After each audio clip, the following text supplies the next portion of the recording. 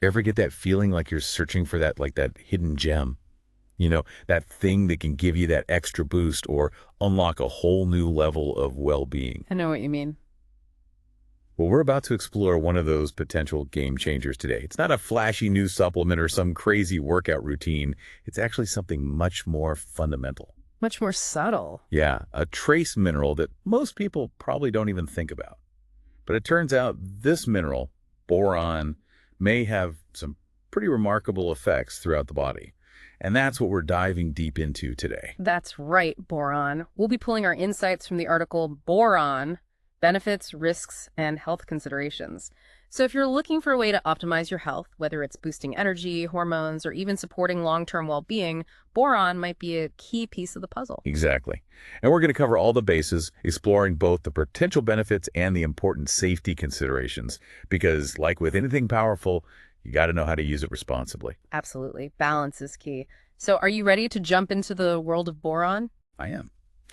Let's start with maybe the most buzzed about aspect of boron, its connection to hormones. Specifically, the article highlights a link between boron and something called SHBG, or sex hormone binding globulin.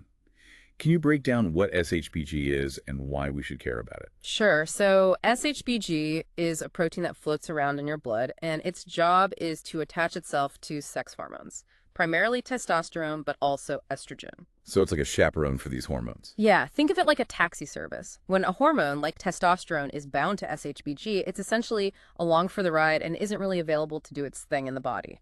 And get this, only a tiny fraction, something like 2% of your total testosterone is actually free, meaning unbound and biologically active. The rest is mostly tied up with the SHBG. So that's where boron comes in. If it affects SHBG, could that mean it frees up more of that usable testosterone? Exactly. Studies suggest that boron can actually lower SHBG levels, so fewer taxis available means more of the hormone is free to reach its destination and get to work. And that's a big deal because we know free testosterone plays a key role in muscle growth, energy levels, even libido, things that a lot of people are looking to optimize. Absolutely. Increasing free testosterone can definitely have positive effects in those areas, but it's not just about testosterone. Boron also seems to impact estradiol, which is a type of estrogen. Right, and that's where things get a bit more nuanced because the effects might differ between men and women. That's right. Some research suggests that boron could lead to lower estradiol levels in men, but in postmenopausal women, it might actually increase estradiol levels. So opposite effects. Is this where that whole testosterone conversion thing comes in? Aromatization? You got it. Aromatization is the process where testosterone gets converted into estradiol. Ah, so that's how they're linked. Right, and it's thought that boron might be influencing this conversion process, maybe alongside its effects on SHBG, which could explain these different outcomes in men and postmenopausal women. It's a reminder that boron's not just flipping a single switch, it's interacting with the whole hormonal system. Fascinating. So it sounds like boron could potentially help nudge the hormonal balance in beneficial ways. But like with anything that can affect hormones, we need to talk about dosage and safety. What does the research say about finding that sweet spot with boron? That's a crucial point. The article points out that because of modern farming practices and changes in soil, most people aren't getting much boron from their diet, like maybe 1.5 to 2 milligrams a day. But the studies showing positive effects typically use supplemental doses of like 6 to 15 milligrams daily. That's quite a bit more than we're getting naturally. So is that 6 to 15 milligram range generally considered safe for most people? Yeah, for healthy adults, that range seems to be where you see benefits without hitting toxic levels. But the article's clear that going above 20 milligrams daily is where the risk of toxicity becomes a real concern. So it's a bit of a tightrope walk. It sounds like it. So what are the warning signs of going overboard with boron? What should people be on the lookout for? The article lists things like nausea, vomiting, diarrhea, even headaches. And in more serious cases, high doses could potentially lead to neurological effects. Yikes. And the kidneys are the main way the body gets rid of boron, right? Exactly. That's why people with any kidney issues need to be extra careful. Their bodies might not clear boron as efficiently, so it could build up even at doses that wouldn't be a problem for someone with healthy kidneys. Makes sense. Now, I've also heard about people using a 3 weeks on, 1 week off approach with boron supplements. Is there any science behind that? You know, it's something some people do, but it's not really an officially recommended protocol or anything. The idea is probably to give the body a break from processing boron, but there's not much solid research to back it up. Honestly, the best approach is always to talk to your doctor for personalized advice. Absolutely. And speaking of needing expert advice, the article has a very strong warning about children and boron. Yeah, this is a huge one. Even doses above 6 milligrams have been linked to serious problems, even fatalities in children. So boron supplements need to be kept completely out of reach of kids, no exceptions. Super important reminder. Now, let's shift gears a bit. The article also talks about potential benefits of boron beyond hormones, like its anti-inflammatory and antioxidant properties. Can you tell us more about that? Yeah, that's one of the really fascinating areas of research. There's growing evidence that boron can act as a pretty powerful anti-inflammatory agent. It's been shown to help lower those key inflammatory markers like CRP and TNF-alpha. Those are the ones involved in all sorts of chronic health issues, right? Exactly. So by potentially keeping that inflammation in check, boron could be contributing to overall health in a really fundamental way. I see. And what about the antioxidant side of things? Well, the article points to boron's potential to boost the activity of some important antioxidant enzymes, like superoxide dismutase and glutathione peroxidase.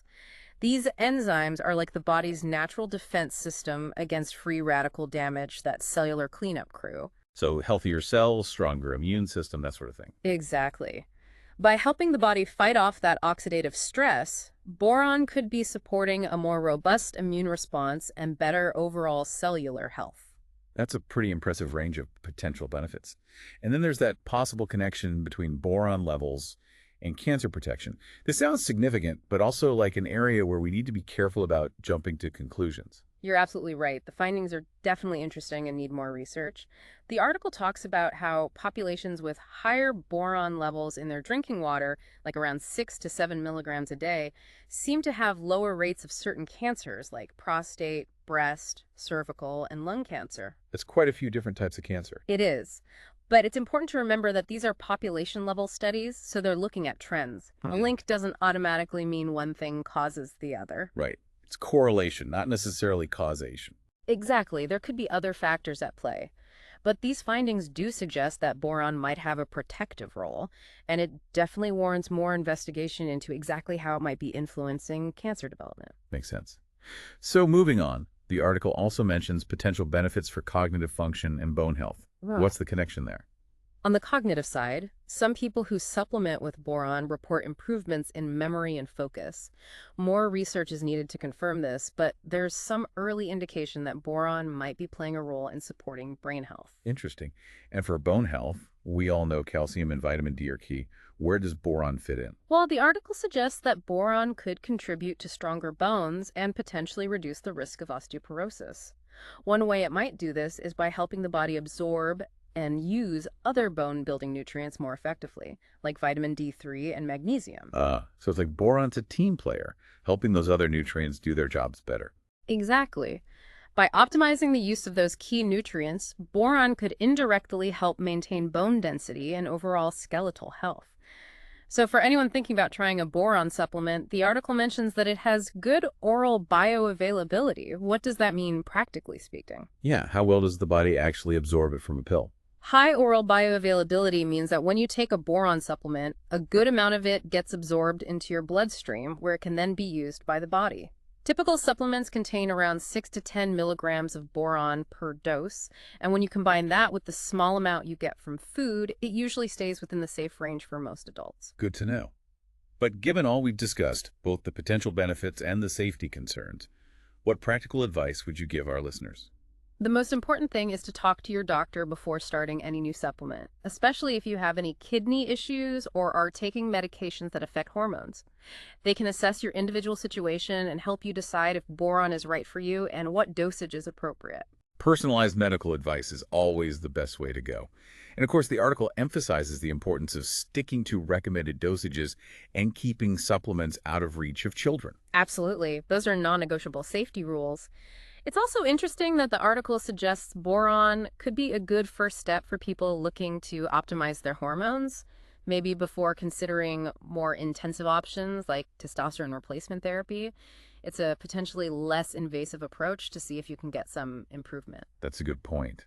And finally, what about combining boron with other supplements like zinc and vitamin D3 The article mentioned potential synergistic effects there. Yeah, the idea is that these nutrients might work together to support different processes in the body. Zinc is important for testosterone production, and vitamin D3 plays a role in overall hormonal balance and bone health, as we talked about. So, combining them with boron could potentially enhance their individual benefits. But again, talk to your doctor before trying any combination of supplements to make sure it's safe and appropriate for you. Great advice.